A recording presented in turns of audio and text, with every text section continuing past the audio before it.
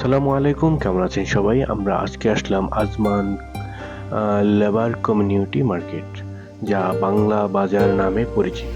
তো এইখানে বাঙালিদের জন্য সস্তায় কি কি ধরনের জিনিস পাওয়া যায় আমরা একটু দেখব। প্রথমে আমরা ঢুকে গেলাম যে শাক সবজি বা কাঁচা বাজার যেটাকে বলা হয় সেখানেই।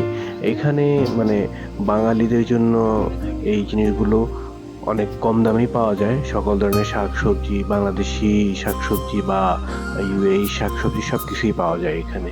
তো এখানে এই যে ছোট ছোট দোকানগুলো, এগুলা ভাড়া নিয়ে ম্যাক্সিমাম বাঙালিরা এই দোকানগুলো করে থাকেন এবং কি খুব কম দামেই তারা এখানে ব্যবসা করে চলতে পারছেন। এটা দেখা যায় যে অবসর টাইমে সারাদিন কাজ শেষ করে এসে তারপরে এখানে আবার বাঙালিরা অনেক কষ্ট করে, প্রবাসীরা অনেক কষ্ট করে আরও কিছু বাড়তি টাকা যদি ইনকাম করা যায় তার জন্য এরকম দোকান নিয়ে কাজ করে থাকেন।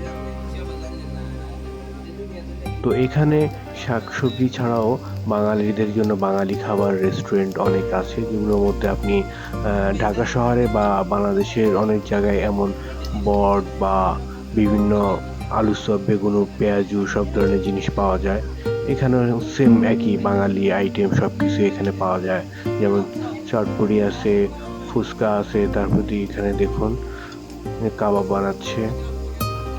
মোটামুটি খুব কম দামেই এখানে বাঙালিরা খেয়ে থাকেন। দিন শেষে এসে এই মার্কেটটার মধ্যে একটু সবাই আড্ডা মেরে, বাঙালি সবাই আসে, এসে তারা তাদের মতো করে আড্ডা মারে, একটু নিজেদের মনটাকে হালকা করে নেয় গল্প গুজবের মধ্যেই। যেহেতু বাঙালি যেখানেই যাবে সেখানে তারা গল্পটা না হলে তাদের ভালো লাগবে না, তাই একটু গল্প করার জন্য এখানে সবাই চলে আসেন, বসে অনেক সময় কাটিয়ে একটু নিজেদেরকে রিফ্রেশ করে নেয়। এই যে বটগুলো তৈরি করছেন, এই বটগুলো পার প্লেট যতটুকু শুনলাম যে 5 দিরহাম করে।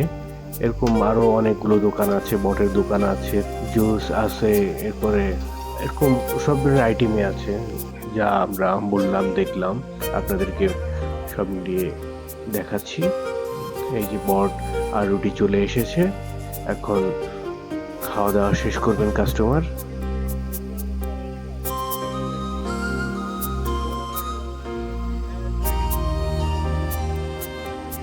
এটা টোটালটাই বাঙালি বাজার।